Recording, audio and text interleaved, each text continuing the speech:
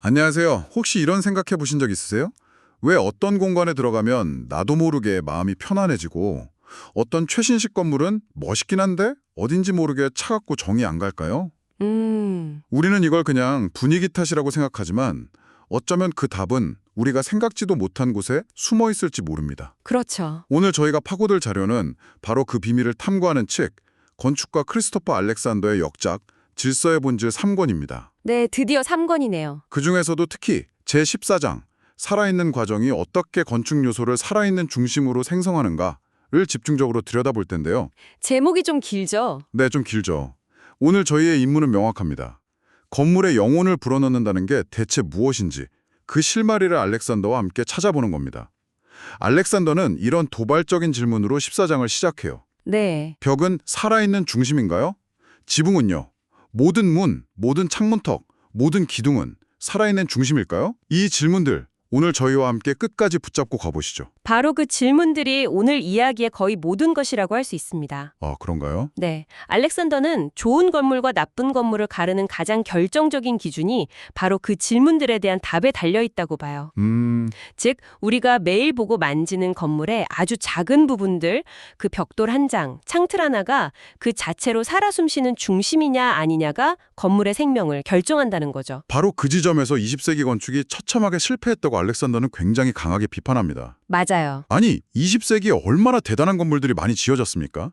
그런데 왜 그렇게까지 비판하는 걸까요? 건축을 일종의 뭐랄까 기계적인 조립 과정으로 보기 시작했기 때문이에요. 아, 조립 과정이요? 네. 재료와 요소들이 원래 가지고 있던 고유한 생명력이나 특성을 존중하기보다는 그냥 규격에 맞는 부품들을 가져다가 효율적으로 조립하는 데만 집중했다는 거죠. 건물을 짓는 행위 자체가 공장의 생산 라인처럼 변하면서 그 세부적인 부분들에 담겨야 할 인간적인 감성이나 생명력이 그냥 싹 사라져버렸다고 보는 겁니다. 아, 효율성을 추구하다 보니 뭔가 중요한 걸 놓쳤다는 이야기로 들리네요. 좀 더 구체적인 예가 있을까요? 아주 좋은 예가 있습니다. 자료에도 언급된 캘리포니아의 수많은 조립식 주택들이 사용하는 2x4 공법인데요. 아, 2x4, 2x4. 네, 이건 2인치 곱하기 4인치 규격의 강목으로 뼈대를 세우고 그 사이를 단열재로 채운 뒤에 양쪽에 합판이나 석고보드를 붙여서 벽을 만드는 방식입니다. 알렉산더는 이 공법으로 지은 집을 거대한 판지로 만든 집이라고 불렀어요. 잠깐만요. 판지로 만든 집이라니요? 이건 거의 모든 현대 목조주택의 표준 공법인데 너무 심한 말 아닌가요? 그렇죠. 빠르고 저렴하게 집을 지을 수 있는 굉장히 효율적인 방법이잖아요. 알렉산더는 왜 그렇게까지 신랄하게 비판하는 거죠? 바로 그 효율성 속에 함정이 있다는 겁니다. 함정이요? 물론 배관이나 배선을 설치하고 단열을 처리하기엔 아주 편리하죠. 하지만 건물의 실체, 즉 물리적인 존재감은 극도로 약해져요. 아, 생각해보세요. 우리가 만지는 벽은 사실 속이 텅 빈 얇은 판자에 불과해요. 그 뒤에 숨겨진 구조는 우리와 아무런 관계를 맺지 못하죠. 그러네요. 그냥 얇은 판일 뿐이죠. 공간에 깊이를 주고 생명력을 불어넣는 단단하고 실체적인 중심들이 거의 존재하지 않게 되는 겁니다. 겉모습은 집이지만 그 내용은 텅 비어 있다는 거죠. 아, 이제야 좀 감이 오네요. 그러니까 겉으로 보이는 형태가 중요한 게 아니라 그 벽 자체가 얼마나 충실하고 단단한 존재감을 가지고 있느냐의 문제군요. 정확합니다. 결국 알렉산더의 메시지는 이거네요. 건물은 부품의 조립품이 아니라 살아있는 세포들로 이루어진 유기체와 같다는 것. 네. 모든 세포, 즉 모든 타일 한 장, 기둥 하나가 그 자체로 생명력을 가져야 전체가 살아난다는 거죠. 이게 핵심이군요. 맞습니다. 모든 부분이 그 자체로 하나의 완전한 세계여야 한다는 뜻이기도 하고요. 단순히 기능만 하는 부품이 아니라 그 자체로 온전한 존재가 되어야 한다는 겁니다. 알겠습니다. 모든 개별 요소가 살아있어야 한다. 그럼 그 살아있다는 건 대체 어디서부터 시작되는 걸까요? 그냥 겉모습이 예쁘고 튼튼하면 되는 건가요? 아니면 더 깊은 차원의 이야기가 있는 걸까요? 여기서 바로 미세구조라는 아주 중요한 개념이 등장합니다. 미세구조요? 네, microstructure. 알렉산더의 핵심 주장은 이거예요. 전체성, 즉 우리가 어떤 것에서 생명력을 느끼게 하는 그 온전함은 거대한 규모에서만 존재할 수 없다는 겁니다. 반드시 아주 작은 규모, 말 그대로 건축 자재의 분자 수준까지 그 생명력이 이어져야 한다는 거죠. 그 얘기를 들으니 건축가 미스 반데어로의 유명한 격언 신은 디테일에 있다는 말이 떠오르네요. 네, 다들 그 말을 떠올리죠. 그런데 보통 사람들은 그 말을 그냥 마감을 꼼꼼히 잘해야 한다 정도로 이해하잖아요. 알렉산더가 말하는 미세 구조는 그것과는 차원이 다른 이야기처럼 들립니다. 훨씬 더 근본적인 문제입니다. 알렉산더는 20세기 후반 건축계의 일반적인 사고방식, 즉 큰 형태, 즉 디자인만 멋지면 세부적인 제작 방식이나 재료는 뭐든 상관없다는 생각을 말도 안 되는 소리라고 일축해요. 와, 세네요. 네, 이건 마치 잘 만든 할리우드 무대 세트 같다는 거죠. 할리우드 세트요? 겉보기엔 그럴듯한 성벽이지만 뒤로 가보면 나무화판으로 받쳐져 있는 것처럼요. 속이 텅 비어있는데 어떻게 전체가 진짜로 살아있을 수 있겠냐는 통렬한 비판입니다. 와, 할리우드 세트라니 비유가 정말 날카롭네요. 이 미세 구조의 중요성을 청취자분들이 확실히 이해할 수 있도록 자료에 나온 다른 비유들도 좀 소개해 주시죠. 그 비유들이 정말 기가 막히더라고요. 좋은 생각입니다. 첫 번째는 물리학의 비유입니다. 네. 과학자들에 따르면 만약 전하 단위의 크기가 지금보다 100만 분의 1만 달랐어도 우리 우주에는 은하계가 아예 존재하지 않았을 수도 있다고 해요. 아, 정말요? 네, 눈에 보이지도 않는 아주 미세한 값의 차이가 우주 전체의 거대 구조를 결정한 거죠. 그렇군요. 두 번째는 금속공학의 비유인데요. 고대 페르시아 다마스쿠스 검이 그토록 놀라운 날카로움과 강도를 가질 수 있었던 비결은 바로 강철 결정의 미세 구조에 있었습니다. 아, 그 특유의 물결무늬 있는 거며. 맞습니다. 눈에 보이지 않는 작은 세계가 검의 성능이라는 거대한 결과를 만들어낸 겁니다. 마지막으로 생물학의 비유도 빼놓을 수 없죠. 그렇죠. 아무리 거대한 고래라도 그 생명은 결국 세포와 DNA라는 정교하고 복잡한 미세 구조에 전적으로 의존하고 있다는 사실.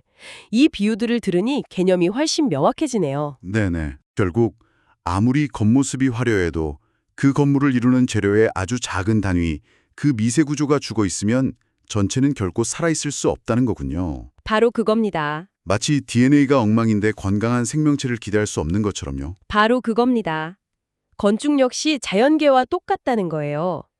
건물의 거대 구조, 즉 매크로 스트럭처는 반드시 그 건물을 이루는 미세 구조, 마이크로 스트럭처에 의해 지탱됩니다. 아, 만약 미세 구조가 무시되거나 존중받지 못하면 거대한 구조 역시 속빈 강정처럼 실패할 수밖에 없다는 것이 알렉산더의 확고한 주장입니다. 알겠습니다.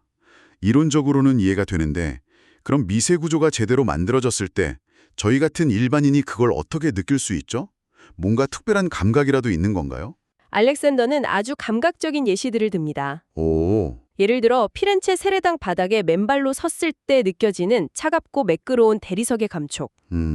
수백 년 된 노르웨이 통나무 교회의 육중한 목재 기둥에서 뿜어져 나오는 세월의 무게와 나뭇결의 질감. 아, 혹은 이슬람 사원의 셀주크 타일에서 볼 수 있는 수없이 덧칠의 깊이를 알 수 없는 영롱한 유약과 색감 같은 것들이죠. 와, 이런 것들은 그냥 예쁘다라는 말로는 설명이 안 되는 온몸으로 느껴지는 깊이와 실체감이 있습니다. 듣기만 해도 그 공간의 공기가 느껴지는 것 같네요. 바로 그 느낌이 자아의 거울이라는 개념과 연결됩니다.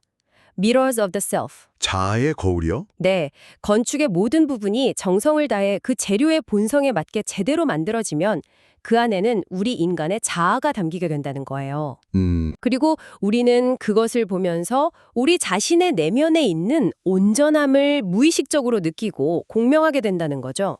잠깐만요. 자아의 거울이라니. 개념은 정말 멋진데 솔직히 길가의 돌멩이 하나에서 제 자아를 본다는 건 좀 와닿지가 않는데요.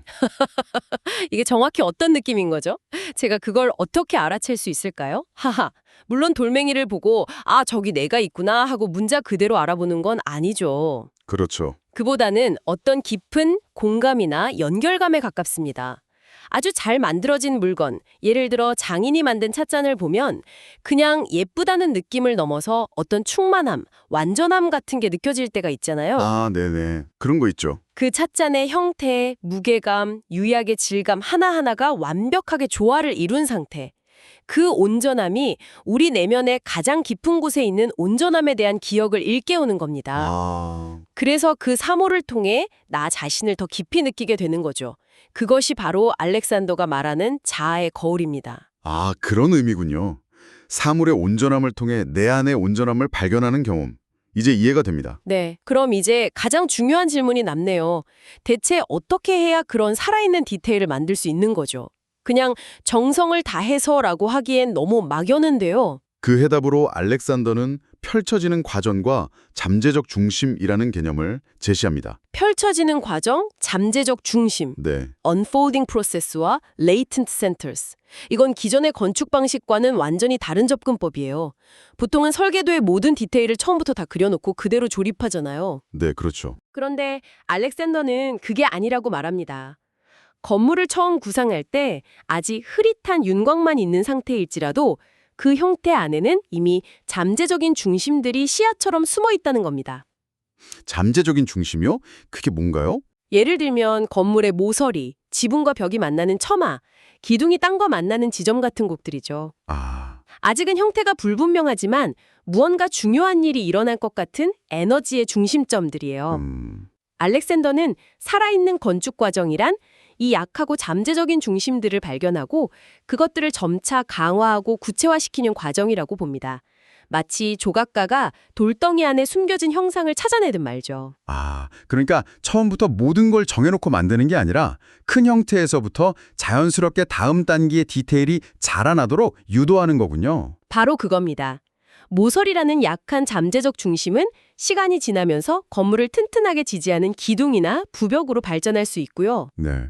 처마라는 잠재적 중심은 비를 맞고 아름다운 그림자를 들이우는 코니스로 펼쳐지게 되죠. 아, 이것이 바로 수천 년간 전통 건축의 수많은 아름다운 요소들이 자연스럽게 진화해온 방식이라고 알렉산더는 분석해요. 와. 창문틀, 문지방, 지붕의 용마루 같은 것들은 누군가 책상에 앉아 발명한 게 아니거든요.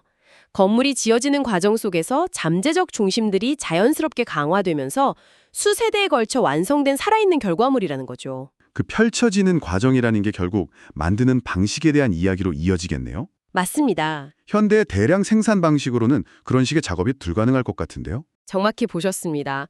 알렉산더는 이런 살아있는 요소들은 간접적이고 기계적인 생산, 프로덕션 과정으로는 결코 만들어질 수 없다고 못 박습니다.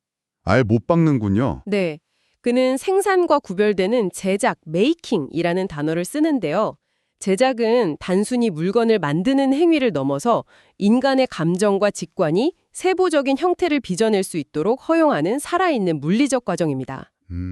마치 전체로부터 각 요소가 자라나는 것처럼 거의 생물학적인 과정에 가깝다고 설명하죠. 제작과 생산의 차이, 좀 더 쉽게 와닿는 예가 있을까요? 제가 최근에 수제 가구 공방에 갔다가 이걸 온몸으로 느꼈어요. 오, 어떤 경험이었죠? 공장에서 찍어낸 매끈한 책상이랑 장인이 나무의 결을 하나하나 살피면서 몇 주에 걸쳐 만든 책상은 그냥 물건 이상의 차이가 있더라고요. 장인은 나무와 계속 대화를 해요. 이 결을 어떻게 살릴까? 이 옹이는 어떻게 처리할까? 그 과정에서 수많은 미세한 조정이 일어나죠. 아, 그 책상엔 만든 사람의 고민과 손길, 감정이 그대로 담겨 있었어요. 반면에 공장 책상은 그냥 설계도대로 잘린 부품의 집합일 뿐이죠.